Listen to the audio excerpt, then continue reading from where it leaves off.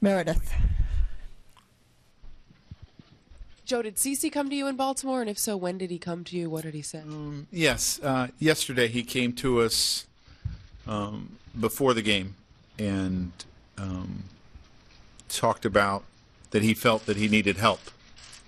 And we fully supported that. I give CC a lot of credit because it takes a lot of courage for someone, a man, to step up and say, I need help. And you think about where he is in his career,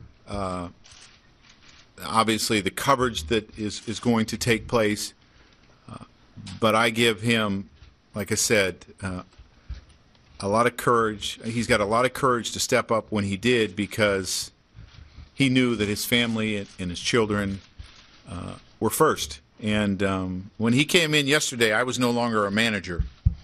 You know, I was someone that wanted to make sure that the proper course of action was taken.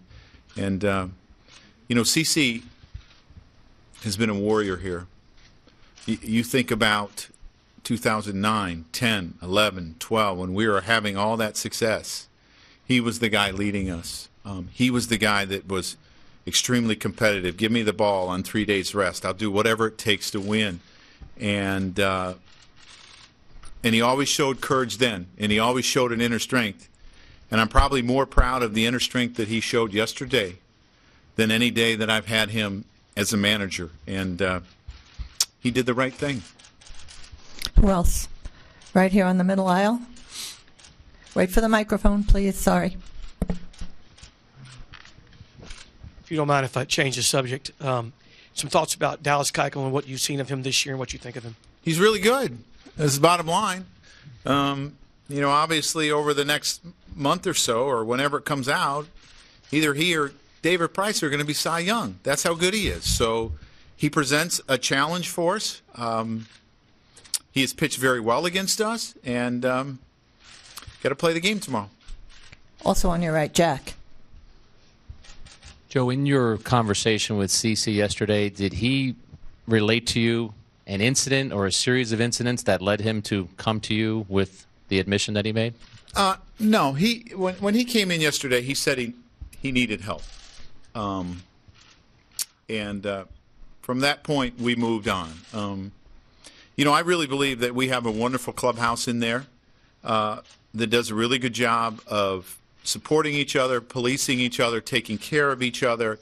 And like I said, it took a lot for him to step up. I mean, this is what we all work for this time of year, to play. And CeCe's been a part of this a number of times for us. But he knew what was important. And, you know, if CeCe's a guy that can step up in a situation like that, I hope it gives courage to other people to step up. That maybe they aren't going to have all the media attention, but life is just important to their family and their children and their wife. Mark. Joe, speaking of your clubhouse, I'm sure some of your meeting today was dedicated to discussing this. What was the reaction from your team, and do you think the fact that your guys have dealt with enough distractions before will prevent this from becoming one? Yeah, extremely supportive. Everyone in that clubhouse loves CC, like he's a brother. I mean, you know, we call ourselves a family, and he's one of us, and we know how important he is to us. But the guys are really supportive of him and have the utmost respect for him. Also, Cash said he was surprised, was not expecting the phone call. Were you surprised when he came to you with this? That was not what I was expecting yesterday. But it happens. I mean, in life, these things happen. And you know, as I said to our players, when you have issues, you have to deal with them now. You don't wait. Deal with them now. Take care of whatever your struggles are. You know, we talk about getting the distractions away, and there are other distractions that players go through, and I tell them, take care of it. And CC did. On the far right, Russ. Joe, there are some people that have a problem, and you find out about it, and you're not surprised. A guy like CC comes to you. Was that a shock to your system and to everybody else, for that matter? Yeah, I was surprised yesterday. As I you know, when I basically was summoned to my office, I was shocked. You know, with what happened. And, you know, I know players have drinks. I know. I mean, that happens in the game. Adults have drinks. but I was not aware, that it was at that level and that he felt that he needed help. On the middle aisle again. Joe, since you mentioned you think Dallas is one of two that could win the Cy Young, some thoughts about Carlos Correa and also about his potential to win Rookie of the Year. Well, he's got a real good. There's two guys that can win that too, I think, and they're both young shortstops from Puerto Rico, which is really amazing. And you look at their numbers, and they're very similar. The dates they got called up, the numbers that they put up.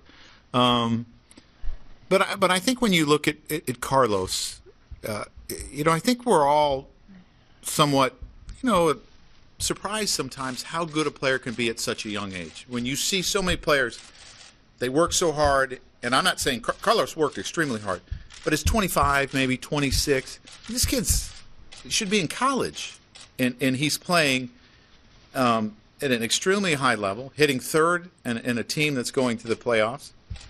He's an amazing young talent. Sweeney standing on the right. Joe, I know the circumstances are completely different, but you were in the room when Joe Torre told you during the playoffs in '98 that Darryl Strawberry was leaving the team because he had cancer. Right. Is any of what you felt telling your team this and the reaction you got compare in any way?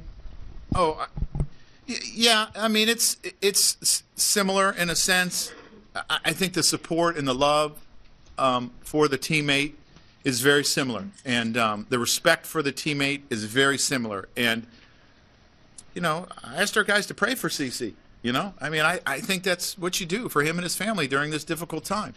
But we all know and believe that CC's going to be back, and he's going to be in the clubhouse again one day with us, and we look forward to that day, just like we felt that about Straw. And on the right again, Brian. Joe, in terms of baseball preparation, what does losing CC for the postseason do? How do you fill in? Well, I mean, you have to be a little bit probably more creative, but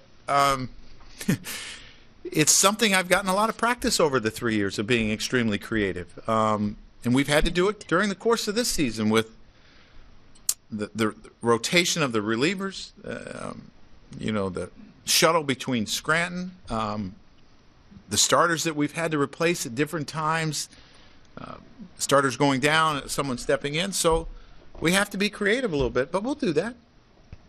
Barry.